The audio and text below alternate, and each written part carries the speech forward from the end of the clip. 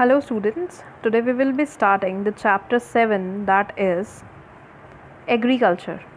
I hope you all are aware of this word, that is your agriculture. And in India, we all are aware of this word. And also we know that our population is dependent on agriculture. So agriculture, the term agriculture, it means the cultivation on the soil also, raising the crops, plowing the fields, rearing the animals is also included in this. Even the fishery work is also included in this. So jointly we call it as agriculture. When the term comes into your mind, then the word agriculture, it is derived from two Latin words, and these Latin words are ager, which means, the meaning of this word is land, and the other word, that is culture. This means cultivation. So basic meaning is the cultivation on land. Okay, but we include all these things like the fishery, animal rearing, etc. All these things are included in this. And our population, it is dependent on agriculture. And especially in India, about 70% of the population, it depends upon agriculture. Okay, so now we have to talk about the importance of agriculture. How is it important to us and why is it important to us? So we have to discuss about the importance of agriculture. So the importance, the very first point is that our GDP, the national revenue, it comes from agriculture. So it is the backbone. It acts as the backbone to Indian economy. Okay, so it is the backbone of Indian economy. The second point is that it provides us many things. Raw material is provided by this. So it is a producer of raw material. Third point you can take into consideration, that is it acts as the consumer. As you know, the threshers, the harvesters, etc., they are taken from the industries. So it acts as the consumer for industries. Okay dear. Then comes, it provides employment also. You must be aware of employment, that many people, they are employed in agriculture sector, and in this sector they do the even, and you can see all the odd works are also done by some of them. Some of them, they plow the fields, some of them, they sow the seeds. So all these things, they are for employment only. Then comes that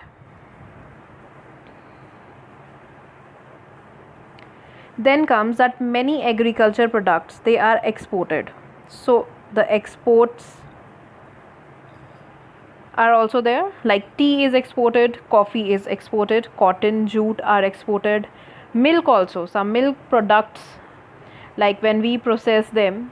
So India is a producer of milk also, tea, coffee also. So it brings revenue. Okay, so this way it is very important. So these are some points of importance of agriculture in India, or to Indian economy. How is it important? Then comes the characteristics. We have done the characteristics, that Indian agriculture, it is dependent on monsoons mostly. So the rainy season, they are the one thing which help in the irrigation. We have discussed it in the class, that how the rains, they help in the irrigation process. Moreover, the Indian agriculture, it is the game of, or you can say the gamble of monsoon. If the monsoons are good, then the produce is good. If it is not good, then you know the results are mostly bad. Also, India is having variable climatic conditions. So there are some artificial channels also in which we do irrigation. Okay, so we were talking about irrigation, that we have covered, that in natural way it depends upon the monsoons. In artificial ways, we have canals, tanks, we have done that in the chapter water. Fine. Then what type of the climate is there? What type of Indian crops are grown? like in India, what type of crops are grown, what are the basic crops which are grown. I suppose we are aware that mostly the food crops are grown in India as per the, you can say, the conditions. The temperate and the tropical crops are more favorable to grow in India. We are very close to equator, so this is the reason.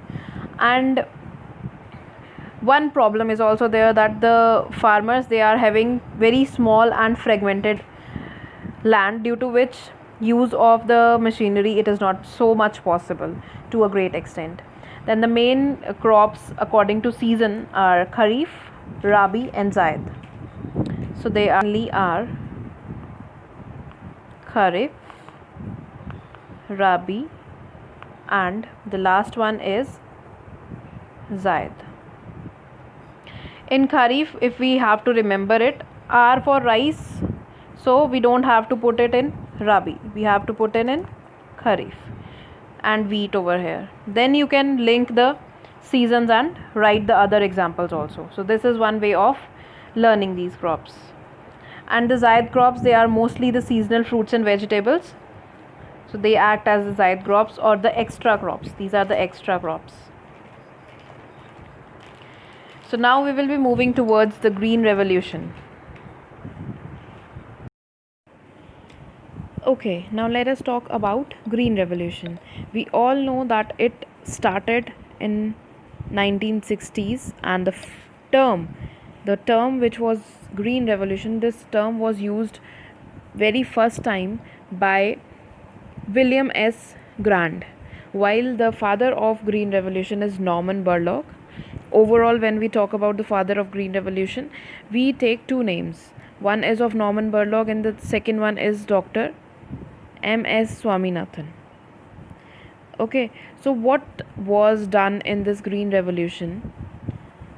You must be aware of this thing, that it brought revolution in the terms of agriculture. Like, we got the produce and we became self-sufficient in feeding our own population. So this was done by different intensive agriculture development programs, that are IADPs. And what measures were taken under that program? Using the yielding variety seeds, that is your HYVs, were used. The variety which was used was very good, and it was formed in such a way that it gives you a better yield. Okay, then is irrigation in proper manner. Third was the insecticides and pesticides, they were sprayed. Then comes your land reforms. People, they were made aware of this thing, that you should make your land consolidated. The fragments of the land should not be there, so that the better technology can be used over it. Fine. The infrastructure which was there in the rural areas, it was improved, and the mechanization was brought. So the machineries, they were brought in farm technology. Chemical fertilizers, etc., they were used, so that the soil, if it is having some problem or if it is lacking some nutrients, they can be fulfilled. Electrification of the villages was done, so that we can provide them the irrigation. We can use the artificial ways of irrigation in a better way. And moreover, the R&D sector was promoted, and agricultural universities, they were set up. But still, when it was done, like in 1960s, it brought 4 times change. That is, in our produce, there was the change of about 4 times. We got the produce 4 times more than the produce in the earlier years. So this was more successful in India. Most successful country for Green Revolution is India. And this term for the Green Revolution term, it was used for the third world countries. And these third world countries, they are not developed properly. So they are the developing and the underdeveloped countries mostly. So we had sufficient food, and we also started exporting the food items. So this was done with the help of Green Revolution. So it brought for us self-sufficiency. Then let us talk about the problems of Indian agriculture. There are many problems of agriculture in India. When we talk about problems, all the things which we think that they are problematic, we have to consider all those things, like the excessive pressure of the population.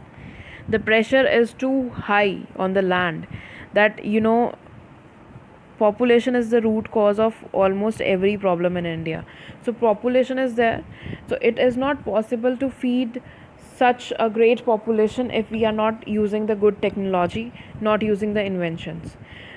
So pressure of population on land is too much. We don't know that we have to use this land for agriculture purposes, or the land is to be cleared for the residential areas. So these are again the problems of excessive population.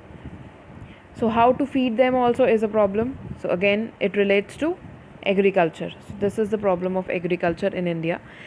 Then is unreliable rainfall. When we talk about rainfall, we are dependent on rainfall. So there is a problem of rainfall. If the monsoon is good, I have told you this thing earlier also, that if the monsoon is good, the agriculture, it is getting the irrigation on its own. So there is not immense pressure of irrigation purpose, that we have to bring water, we have to take water from different sources for irrigation. So if it is not so, then the agriculture fields, they face many problems. Even the farmers, they are doing suicides, etc. All is done due to the problem of agriculture only. Fine. Then comes the third problem, that is small land holdings. This also we have discussed, that the people, they are having small land holdings. What is the meaning of that? If a person is having only 1 hectare of land, it will get divided into his sons later on, when they get the majority, or when they ask for their own property from that proportion. If he or she is having, let us say, 6 sons, so this land is getting divided. Now further, the next generation, again they are having 4 sons. If you can think about them, all are having 4 sons, or someone is having 2. So this way it is getting divided. So can you see this thing? So this way it gets divided between all these people. So the land holdings, they are very small. Fine. So the next problem, the fourth problem, it is low productivity. The productivity is not so high.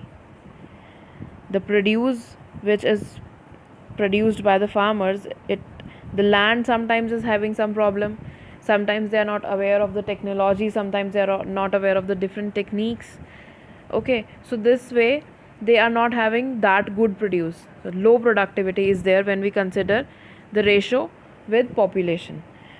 Then comes poor techniques. Nowadays this problem is solved, but still there are many areas where techniques of production are not used properly.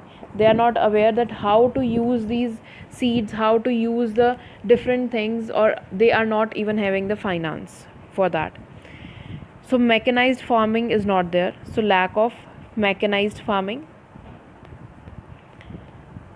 They are not aware of using the different machines. They are not use of they are mostly using the human capital, or you can say the manpower they are mostly using. Then is the problem of finance. This I have discussed also, that the financial problem is also there. So they are not having that much of the finance, they are not having that much of the money to produce in a good amount, or buy the seeds also. Sometimes they are not having the money to buy the pesticides. So this is the problem of Indian economy. India is facing some problems related to agriculture, and all these are mentioned in this part. So now let us talk about the different steps taken by the government. Government is taking some steps taken by Government of India. So Government of India can be written as GOI. So what are the steps taken by the Government of India? Firstly, they are promoting the availability of the goods. Okay, they are giving subsidies also. Bank is there. Fine. Agriculture Price Commission is there. You can say promoting availability of seeds, etc. Then comes your Agriculture Price Commission, which checks on the prices. Then comes your bank for the rural development, that is your bank, NABARD, which is for farmers only and for agriculture purposes only. Done. Then comes the new irrigation schemes are also there. New irrigation schemes are also there, which are brought by government, so that the people, they are more aware, they get some subsidies, they get some financial help, and even the loans are given to them in a proper way. So that is one point, that is your subsidies.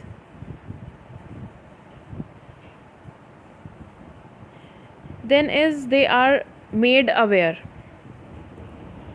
Awareness programs are there. Awareness programs are used to make people aware that how can they produce in a better way, how they can use the different machines, okay, how the cultivation, it can be made economical for them. So all these things are taken into consideration when we talk about the government measures. So they promote the availability of the seeds, availability of the good seeds, that also, not the bad quality of the seeds, the good seeds here, good seeds, that is your high yield variety seeds, you can say.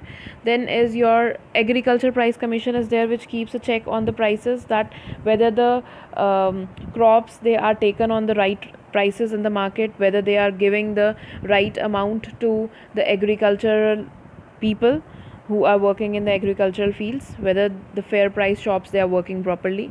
Then comes your bank for the rural development and agriculture, that is your NABARD, okay. Then is irrigation schemes are there. Many irrigation schemes are there which are brought forward in our economy by for the people who are facing the problems related to irrigation. Then comes your subsidies. They are given by the government of India, so that the people, they can easily and they can purchase the HYVs, electricity, and other things which are required like fertilizers, etc., at a very subsidized rate. And awareness programs are also there, so that people, they become aware. Let us start with the types of agriculture in India. So there are different types of agriculture. The very first one is shifting agriculture, and as the name is telling us, the shifting agriculture, in this what is done, once the area which is used for 2 to 3 years regularly, we are using it one after the other crop we are growing. So after 2 to 3 years, its fertility is exhausted. So what happened after that 2 to 3 years, the people, they leave that area barren for a time period, so that it regains its fertility and use some other area for agriculture purposes. So mostly it was practiced in Assam, Meghalaya, Arunachal Pradesh, etc., and it is also known as slash and burn or zooming cultivation. So this is not very good type of a cultivation, you can say. The reason behind that is, when you are using a land for 2 to 3 years, it will take approximately 2 to 3 years or 4 to 5 years to regain its fertility. So that area which you have used for 2 to 3 years is now a wasteland. It is regaining its fertility, you have not grown anything on it, so it will take time. So this way we are not having this much land, or we have to remove the forest cover, so that is also not good ecologically. So this was banned by the government. The shifting cultivation was banned, shifting agriculture. Then is your settled agriculture. Settled agriculture is when we do the agriculture practices in a particular field, that is your settled agriculture. We are using that field, it can be near our residential area, we are using our own fields and we are growing the crops in that area. So mostly it is done in this way only. So then comes your subsistence farming. Then comes your subsistence agriculture. It is mostly seen in India and China. When we talk about subsistence, the opposite of subsistence is your commercial agriculture. So the commercial agriculture is just opposite to subsistence one. When we talk about subsistence, just keep in your mind that it is done for a farmer. If a farmer is having a land, so he performs the activities on that land for only his own consumption or his consumption for his family. So this is known as subsistence farming or subsistence agriculture. The farms, they are small, so it is done in such a way that they can produce at least this much so that they can feed their own family. Then comes the types of subsistence farming. So it is it is extensive and intensive. Extensive, and the second one is intensive. So relate the names. As I'm saying, intensive means sorry, intensive commercial agriculture, it is mostly present or it is practiced in the areas where the population intensity is very high. So the population density is there. So you can think that if the population density is to such an extent, then what will happen to the land? It will be small, and it is mostly practiced in the area where monsoon is good. So in India, you can say in Punjab and Haryana, such areas are there which practice the intensive agriculture. So this intensive agriculture, it is having small areas and the population pressure is very high. People are there who are having very small land holdings, and cultivation is done just for their own family. Then comes the extensive agriculture. The extensive agriculture means in which the crops, the commercial crops, they are grown on the areas where the population is not too high. When the population is not too high, it means that the population over those areas is less. So it is not mostly seen in India. In India, there is not more land which is having less population. All over India, the population is very high. So it is mostly practiced in Russia, in USA, in Canada, where the population density is less and the area they are having, it is more. So the area present for agriculture is more in such countries. So we can say the agriculture farms, they are very large. There is shortage of labor, and the people, they use machines more as compared to labor, as over there the labor is expensive than machinery. So this is used, machines are used. Yield per hectare is low. When we talk about the yield per hectare, it is low over there because we are not giving any personal care. No personal care is there. Many things can happen, you know that the rodents are also there. So that's why the field, they are not giving the good yields to you. Mostly the Indian region which is having such a type of agriculture is your Terai region. We have discussed about this region. It is the region of North India, and mostly sugarcane, rice and wheat. These three crops are grown in extensive agriculture in India. And soil, it loses its fertility also. When the soil will lose its fertility, the people, they leave the land. As you know, they are telling that the population is less in such areas, so they do in such a way. Now let us come to the commercial crops. When we talk about the commercial agriculture, the crops which are grown are the cash crops. This word, the cash crops, these are the crops which are mostly used for exporting or selling in the market. If we are selling in the market, we are getting some cash. We are getting money for that. So we are growing this for money purposes. So this is mostly called the cash crops. Like the crops we plant are mostly tea, coffee, etc. Indigo was there. You must be aware of indigo, as in history it is having much more influence. And again, this type of farming, commercial, it is having two types. One is plantation, the other one is mixed. Plantation is seen in India while the other one is not seen in India. It is mostly seen in North America, etc. And it is the mixed one is mostly used to produce the fodder for your dairy purposes.